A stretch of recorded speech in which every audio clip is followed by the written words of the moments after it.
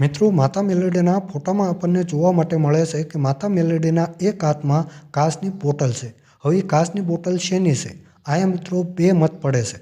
અડધા માણસોનું એવું કહેવું છે કે માતા મેલડીના હાથમાં જે કાચની બોટલ રહે તે દારૂની છે. પણ અમુક માણસોનું એવું પણ કહેવું છે કે માતા મેલડીના હાથમાં જે કાચની બોટલ રહે તે બોટલની અંદર એને કામરૂ દેશની મેલી વિદ્યા ભરી છે. તો ચાલો મિત્રો, આ બે જે કથાઓ રહી એના વિશે આપણે જાણકારી મેળવીએ. તો એક કથા અનુસાર મિત્રો એવું કહેવાય છે કે 64 જોગણીઓએ માતા મેલડીને કીધું હતું કે તારાથી જવાય તો જાજે અને લેવાય તો લેજે, અજુડીની 12 ભટ્ટીનો દારૂ તને આપ્યો. આ કથાથી મિત્રો એવું સાબિત થાય છે કે માતા મેલડીના હાથમાં જે કાચની બોટલ રહે તે દારૂની છે. પણ એક કથા અનુસાર એવું પણ કહેવામાં આવે છે કે એક વખત માતા ચામુંડાએ માતા મેલડીની પરીક્ષા લીધી હતી અને માતા મેલડીને કામરૂ દેશ સર કરવા હાટુ થઈને મોકલ્યા હતા.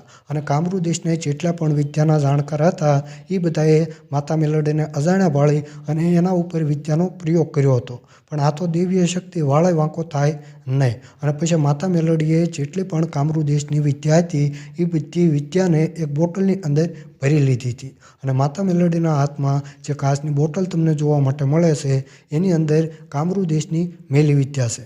તો આ બીજી કથા. તો મિત્રો, તમને કેમ લાગે છે કે આ બેમાંથી કઈ કથા અનુસાર માતા મેલડીના જે હાથમાં બોટલ રહી તે શેની છે? શું એ દારૂની છે કે પછી એમાં કામરૂ દેશની મેલી વિદ્યા ભરેલી છે કે આ સિવાય પણ કંઈક બીજી વસ્તુની એ બોટલ છે?